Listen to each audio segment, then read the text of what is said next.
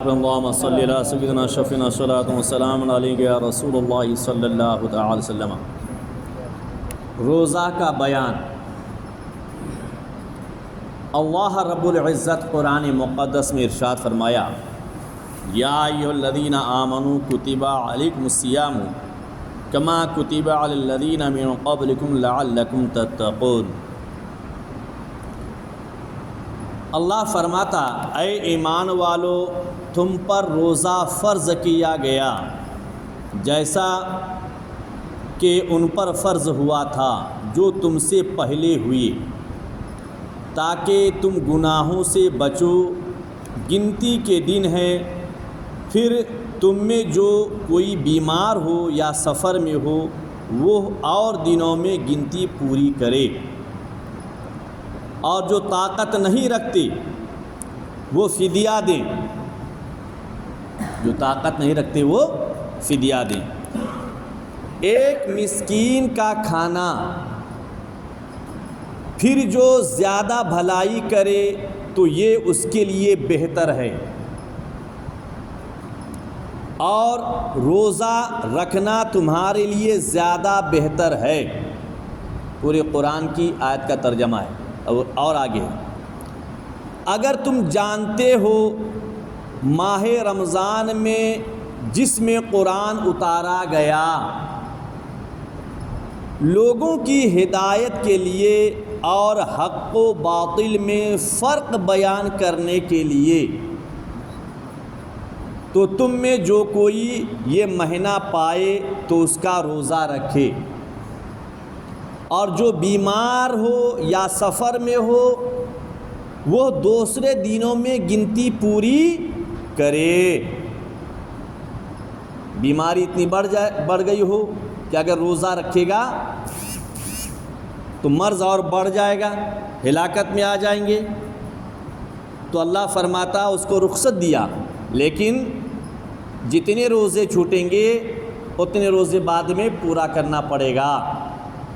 یا بیماری مرض اس قدر بڑھ گیا کہ پورا مہینہ ہی بیمار رہا تو پورا مہینہ روزہ چھوڑ سکتا ہے، لیکن بعد میں پورا قضا کرنا پڑے گا۔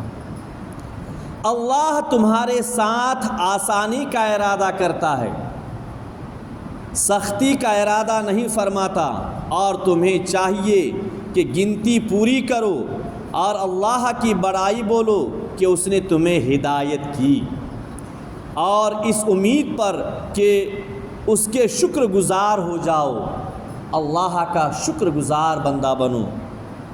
اور اے محبوب، جب میرے بندے تم سے میرے بارے میں سوال کریں تو میں نزدیک ہوں، تم کہہ دو کہ میں اپنے بندوں کے نزدیک ہوں، دعا کرنے والوں کی دعا سنتا ہوں۔ جب وہ مجھے پکارے تو انہیں چاہیے کہ میری بات قبول کریں اور مجھ پر ایمان لائیں، اس امید پر کہ راہ پائیں، یعنی ہدایت پائیں۔ تمہارے لیے روزہ کی رات میں عورتوں سے جمع حلال کیا گیا قبل سحری، بعد سحری نہیں، قبل سحری۔ وہ تمہارے لیے لباس ہیں اور تم ان کے لیے لباس۔ اللہ کو معلوم ہے کہ تم اپنی جانوں پر خیانت کرتے تھے تو تمہاری توبہ قبول کی اور تمہیں معاف فرمایا، تو اب ان سے جمع کرو اور اسے چاہو جو اللہ تعالیٰ نے تمہارے لیے لکھا، اور کھاؤ اور پیو اس وقت تک کہ فجر کا سفیدی ڈورا سیاہ ڈورے سے ممتاز ہو جائے، پھر رات تک روزہ پورا کرو، اور ان سے جمع نہ کرو اس حال میں کہ تم مسجدوں میں معتکف ہو یا حالت روزہ میں ہو۔ ایسی حالت میں اس کام کو انجام نہیں دینا۔ یہ اللہ کی حدیں ہیں، ان کے قریب نہ جاؤ۔ اللہ اپنی نشانیاں یوں ہی بیان فرماتا ہے کہ کہیں وہ بچیں، ڈریں۔ آخری آیت ہے کذالک یبین اللہ آیاتہ للناس لعلہم یتقون، اللہ ایسے ہی اپنی نشانیاں بیان فرماتا ہے تاکہ بندے سن کر ڈریں، اللہ سے ڈریں، عذاب الہی سے بچیں۔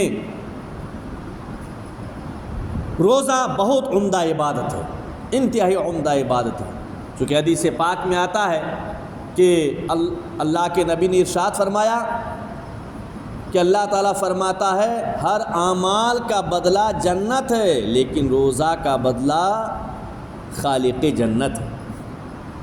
حدیث پاک میں آیا ہے من قام رمضان ایمانا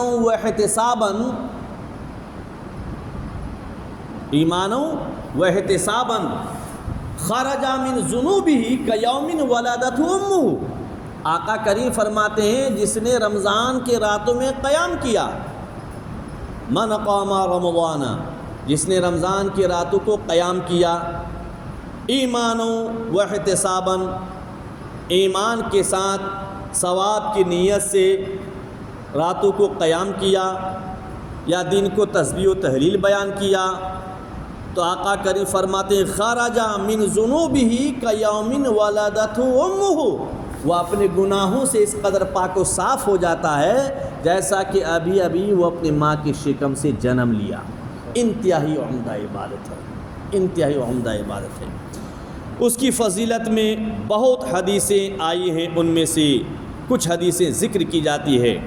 صحیح بخاری شریف اور صحیح مسلم شریف میں حضرت ابو ہریرہ رضی اللہ تعالیٰ عنہ سے روایت ہے کہ آقا کریم رؤوف رحیم ارشاد فرماتے ہیں جب رمضان کا مہینہ آتا ہے تو رب تبارک تعالیٰ آسمان کے دروازوں کو کھول دیتا ہے روزے داروں کے لیے، نیک اعمال کرنے والوں کے لیے، تسبیح و تحلیل بیان کرنے والوں کے لیے، قرآن کی تلاوت کرنے والوں کے لیے، ذکر و اذکار کرنے والوں کے لیے اللہ آسمان کے دروازوں کو کھول دیتا ہے۔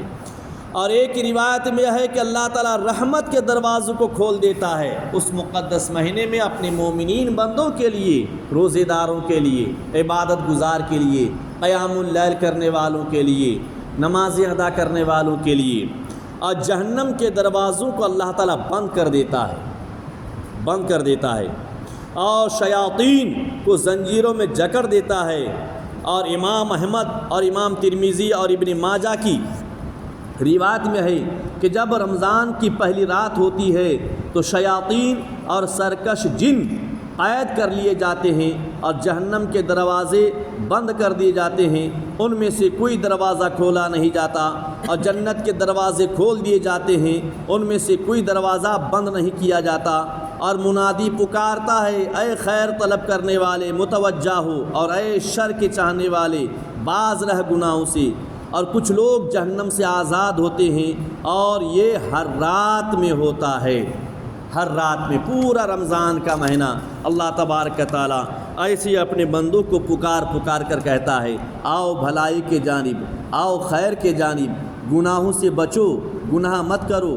رمضان کے مہینے میں اگر کوئی روزہ نہ رکھتا ہوں تو ان کے لیے چاہیے کہ دن بھر کھانے پینے سے باز رہیں، لوگوں کے سامنے عام علل اعلان ہوٹلوں میں ہوں، اپنی دکان میں ہوں، کھانے پینے سے باز رہیں، پان کا استعمال نہ کریں۔